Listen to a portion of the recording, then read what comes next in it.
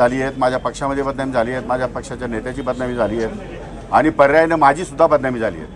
माझी इमेज आणि माझी प्रतिमा ही तुम्ही समाजामध्ये डागाळलेली आहे आणि अशा परिस्थितीमध्ये तुम्ही आमची माफी मागावी अशी मी त्यांना एक नोटीस पाठवली.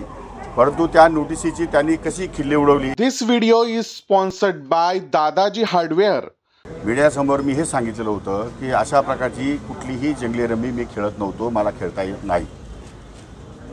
त्यामुळे त्यानंतरही सन्माननीय विधानसभा सदस्य रोहित पवार यांनी ट्विट करतच राहिले आणि त्यानंतर मी माझे वकील श्री मनोज पिंगळे यांच्यामार्फत त्यांना नोटीस पाठवली की अशा प्रकारचं कुठलंही कर्तव्य मी केलेलं नसतानासुद्धा तुम्ही माझी बदनामी केली आहे. शेतकऱ्यांमध्ये बदनामी झाली आहे, माझ्या पक्षामध्ये बदनामी झाली आहे, माझ्या पक्षाच्या नेत्याची बदनामी झाली आहे आणि पर्यायानं माझी सुद्धा बदनामी झाली आहे. माझी इमेज आणि माझी प्रतिमा ही तुम्ही समाजामध्ये डागाळलेली आहे आणि अशा परिस्थितीमध्ये तुम्ही आमची माफी मागावी अशी मी त्यांना एक नोटीस पाठवली. परंतु त्या नोटिसीची त्यांनी कशी खिल्ली उडवली हे मीडियाला संपूर्णपणे माहिती आहे.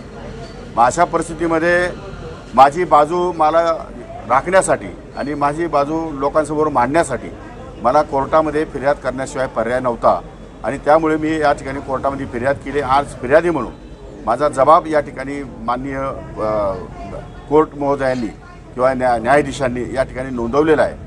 तो जबाब नोंदवण्यासाठी मी या